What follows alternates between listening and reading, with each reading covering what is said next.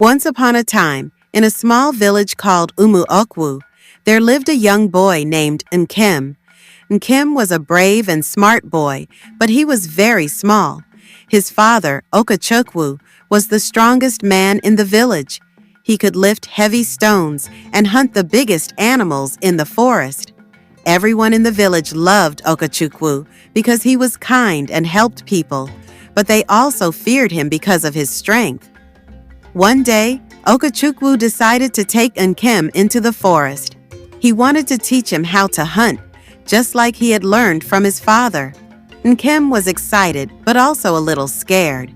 The forest was big, dark, and full of wild animals. He knew that one day he would have to face these animals.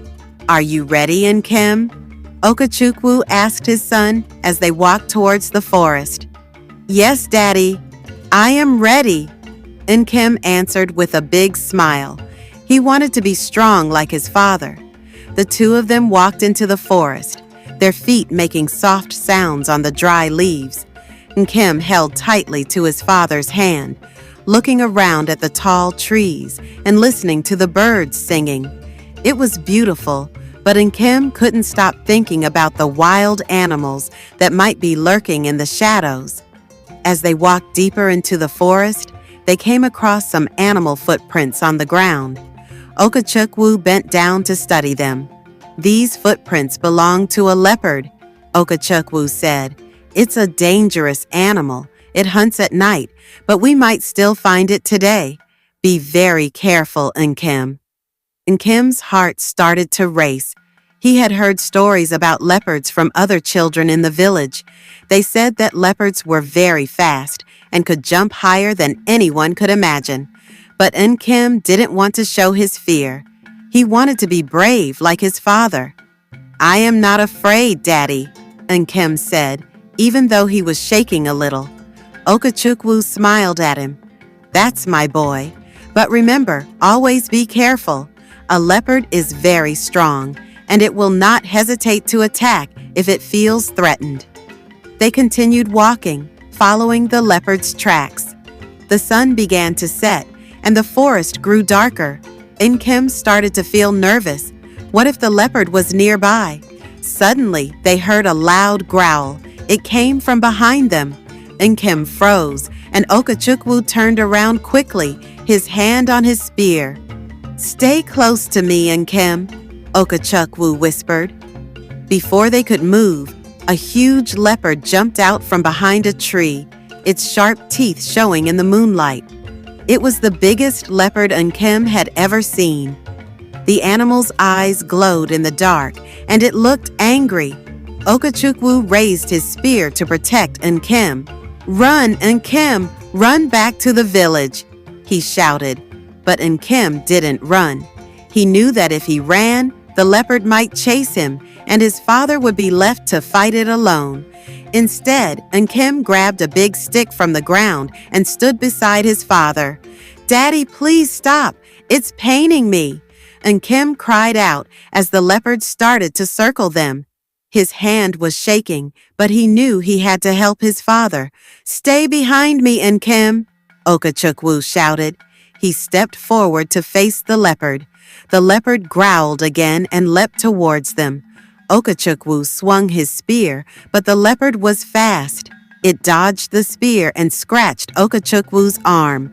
Blood started to flow from the wound, and Nkem screamed in fear. "Daddy, please stop. It's paining me." He saw his father hurt, and his heart broke. He didn't know what to do. The leopard was too strong, and his father was hurt, but Nkem was not a baby. He had learned to be brave from his father. Nkem thought quickly. He grabbed his stick and threw it towards the leopard's face. The leopard stopped for a moment, confused by the attack. Okachukwu, seeing the leopard distracted, lunged forward with his spear, and this time he struck the leopard in the side. The leopard howled in pain, but didn't give up. It turned quickly and swiped at Okachukwu with its sharp claws. Nkem couldn't watch his father get hurt again. He rushed to his father's side and grabbed his arm, helping him to stand up.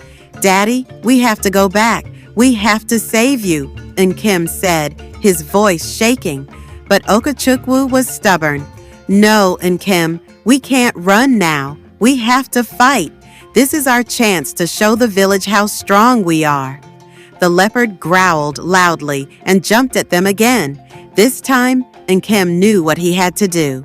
He picked up another stick, one that was bigger and stronger. He threw it at the leopard's face again, this time hitting it hard on the nose. The leopard roared in anger and backed away for a moment, giving Nkem and his father a chance to escape. "Daddy, please stop. It's paining me," Nkem said again, pulling his father's arm harder. "Let's go, Nkem. Run." Okachukwu finally agreed. Together, they started running as fast as they could, the sound of the leopard's growls following them through the forest. As they ran, the leopard tried to chase them, but it was not as fast as they were. The farther they ran, the weaker the leopard seemed to become. Eventually, the leopard stopped chasing them and disappeared into the trees. Nkem and Okachukwu reached the edge of the forest, panting and sweating. Nkem's heart was still racing, but he was happy that they had made it out alive. Okachukwu knelt down to hug his son. "You were very brave today, Nkem," he said. "You helped me when I needed you the most. You are growing into a strong young man." Nkem smiled, his face covered with dirt and sweat. "I didn't want you to get hurt, Daddy. I love you." "I love you too, my son," Okachukwu said, tears in his eyes. "You saved my life today. I am proud of you." From that day on, Nkem was no longer just a small boy. He was a brave warrior in the eyes of the villagers, and his father, Okachukwu, knew that Nkem would one day be even stronger than him. Together, they had faced the mighty leopard and won. And whenever Nkem felt scared, he would remember that day and say to himself, "Daddy, please stop. It's paining me." But now, it was no longer about fear. It was about courage, love, and the bond between a father and his son. The end. Please give this story a thumbs up by subscribing, likes, share, and comment. Thank you for watching. God bless you. See you on the next one.